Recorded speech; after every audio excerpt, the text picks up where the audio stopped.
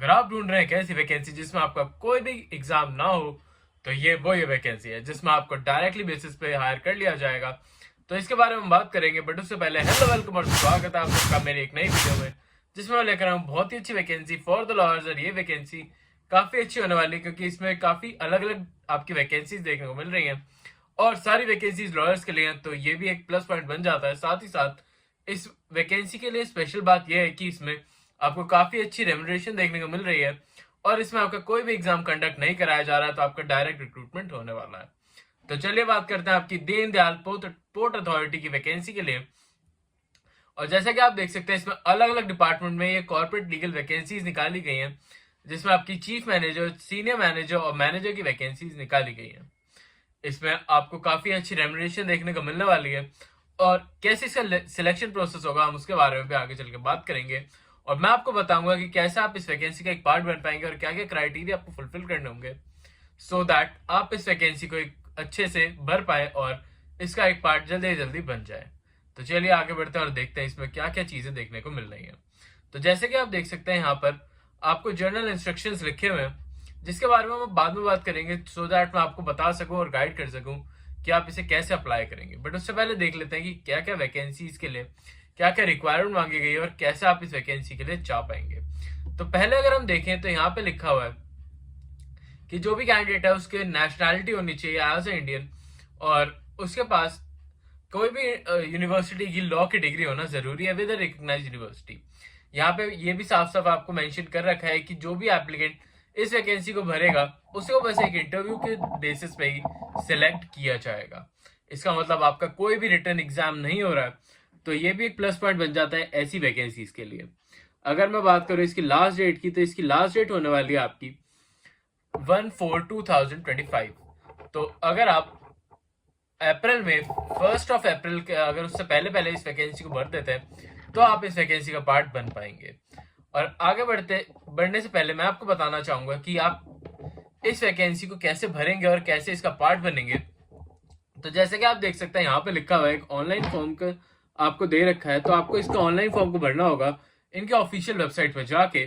साथ ही साथ आपको इनको बाय पोस्ट भी आपका जो भी फॉर्म है उसको भर के वो देना होगा इनको बाय पोस्ट। तो इसके जो भी पोस्ट का आपको बाय पोस्ट आपको करना है, तो वो आपको 1 अप्रैल से पहले पहले आपका जो भी फॉर्म है वो उनके पास पहुंच जाना चाहिए, तभी आप इस वैकेंसी के लिए अप्लाई हो पाएंगे। अदरवाइज आपका जो भी फॉर्म है वो इमीडिएट बेसिस पे कैंसिल आउट कर दिया जाएगा। साथ ही साथ अगर आप इस वैकेंसी को भरने का सोच रहे हैं तो मैं आपको कुछ इंपॉर्टेंट पॉइंट बताना चाहूंगा। जैसे कि अगर आप जो भी इसमें पॉइंट दे रखे हैं पहले तो आपको वो फिल आउट करने होंगे अपने एप्लीकेशन फॉर्म में। साथ ही साथ आप जो भी अपने डॉक्यूमेंट्स लगाएंगे वो आपको अपने सेल्फ अटेस्टेड डॉक्यूमेंट्स लगाना जरूरी है, तभी आप इस वैकेंसी का एक पार्ट बन पाएंगे और इस वैकेंसी को अच्छे से भर पाएंगे। इसके जो भी क्राइटेरिया होंगे वो आपको फुलफिल करने होंगे, जैसे कि आपको एक पासपोर्ट साइज फोटो लगानी होगी, आपको एक राइट हैंड थंब इंप्रेशन को फिल आउट करना होगा, साथ ही साथ सेल्फ अटेस्टेड कॉपीज ऑफ अपनी एजुकेशन एक्सपीरियंसेस एज सर्टिफिकेट की लगानी होंगी और आपको इनके ऑफिशियल एड्रेस पे इसे भेजना होगा, जिसका आप स्क्रीनशॉट ले सकते हैं। मैं आपको स्क्रीन पे दिखा रहा हूं। तो ये आपका Deendayal port authority, port bank number 50, administrative office building, आपका टैगोर रोड, आप ये आपका। तो यहाँ पे आप भेज सकते हैं जो भी इंटरव्यू कंडक्ट होगा उसके बारे में मैं आपको बता देता हूँ कि अगर आप इस वैकेंसी के लिए सिलेक्ट हो जाते हैं या आपका फॉर्म सिलेक्ट हो जाता है तो आपका इंटरव्यू कंडक्ट कराया जाएगा गुजरात में। और जो भी आपके एक्सपेंसेस होंगे वहां पे जाने के, या फिर अगर आप ट्रेन से जाते हैं या फिर प्लेन से जाते हैं या फिर आप बाय रोड जाते हैं, तो सारे आपको अलाउंसेस प्रोवाइड कराए जाएंगे। उसके भी कुछ क्राइटेरियाज हैं वो हम आगे चल के बात करेंगे, बट उससे पहले मैं बताना चाहूंगा एक इंपॉर्टेंट डिटेल कि इस टाइम पे हम बात करते हुए वैकेंसीज निकलती है फॉर द लॉयर्स।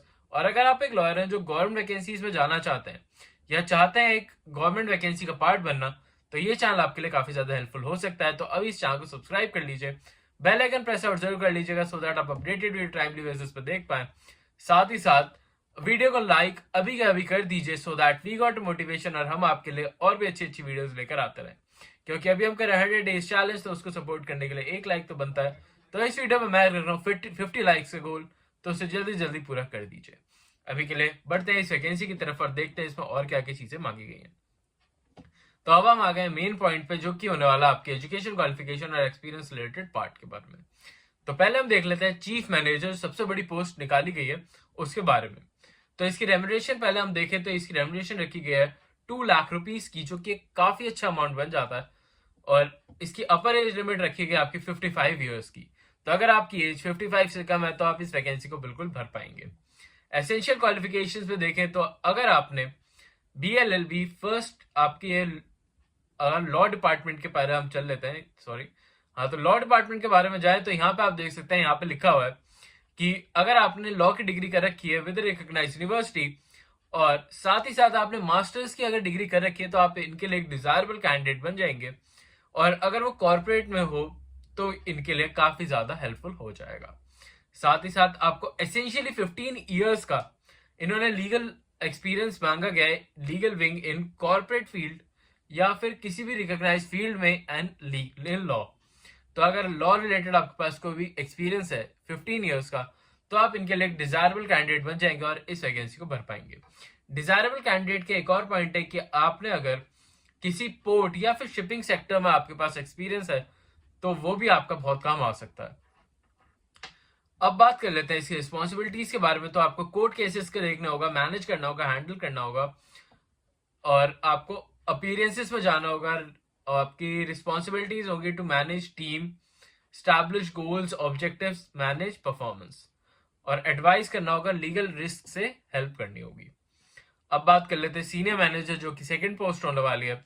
तो सेकंड पोस्ट के लिए आपके रखी गई है कि वही सेम कि आपके पास डिग्री, आपके पास लॉ की डिग्री होनी चाहिए विद रिकॉग्नाइज्ड यूनिवर्सिटी। साथ ही साथ अगर आपने मास्टर्स कर रखी हो इन कॉर्पोरेट फील्ड तो आप इनके लिए एक डिजायरेबल कैंडिडेट बन जाएंगे। इसमें आपका मिनिमम एक्सपीरियंस मांगा गया है 10 ईयर्स का और अगर आपके पास 10 ईयर्स का एक्सपीरियंस है इन द लीगल फील्ड या फिर कॉर्पोरेट फील्ड में तो आप इनके लिए एक डिजायरेबल कैंडिडेट बन जाएंगे। साथ ही साथ इसकी एज लिमिट रखी गई आपकी 45 ईयर्स की। तो आपकी एज अगर 45 से कम है तो आप इस वैकेंसी को बिल्कुल भर दीजिएगा। साथ ही साथ आपकी रेम्यूनरेशन रखी गई है 1,60,000 रुपीज की, जो कि काफी अच्छा अमाउंट बन जाता है स्पेशली फॉर लॉयर्स। तो इसमें भी आपकी रिस्पॉन्सिबिलिटी सेम ही होने वाली है, जिसमें आपको रिस्पॉन्सिबिलिटीज करनी होगी, मैनेज करना होगा, टीम को स्टैब्लिश करने होंगे गोल्स, आपको रिव्यू करना होगा, प्रोवाइड करने होंगे लीगल एडवाइजर्स को, आपको रिलेवेंट आपके जो डिपार्टमेंट है उसको इंश्योर करना होगा, लीगल रिस्क से बचाना होगा, legal protection and risk management आपकी अथॉरिटी होगी। साथ ही साथ आपको टेक केयर करने होंगे ऑफ पॉलिसी डेवलपमेंट के बारे में। अब हम बात कर लेते हैं आपकी थर्ड पोस्ट के बारे में, जो कि होने वाली है मैनेजर लेवल की पोस्ट। ये भी आपके लीगल डिपार्टमेंट में ही निकाली गई है। इसमें आपको जैसा कि आप देख सकते हैं डिग्री आपके अगर लॉ की डिग्री आपकी BLLB LLB का रखी है विद रिकॉग्नाइज्ड यूनिवर्सिटी तो आप ये वैकेंसी बिल्कुल भर सकते हैं। साथ ही साथ अगर आपने मास्टर्स कर रखी है इन कॉर्पोरेट लॉ तो आप इनके लिए एक डिजायरेबल कैंडिडेट बन जाएंगे। अगर हम बात करें आपकी वर्किंग एक्सपीरियंस की तो इसमें 5 ईयर्स का वर्किंग एक्सपीरियंस मांगा गया, तो ये भी आपके लिए काफी अच्छी अपॉर्चुनिटी बन सकती है। डिजायरेबल कैंडिडेट वही होंगे जिनके पास शिपिंग में या फिर पोर्ट्स से रिलेटेड कोई एक्सपीरियंस हो। अब हम बात करते हैं इसकी अपर एज लिमिट की। तो अगर आपकी एज 40 ईयर्स से कम है तो आप इस वैकेंसी को बिल्कुल भर पाएंगे।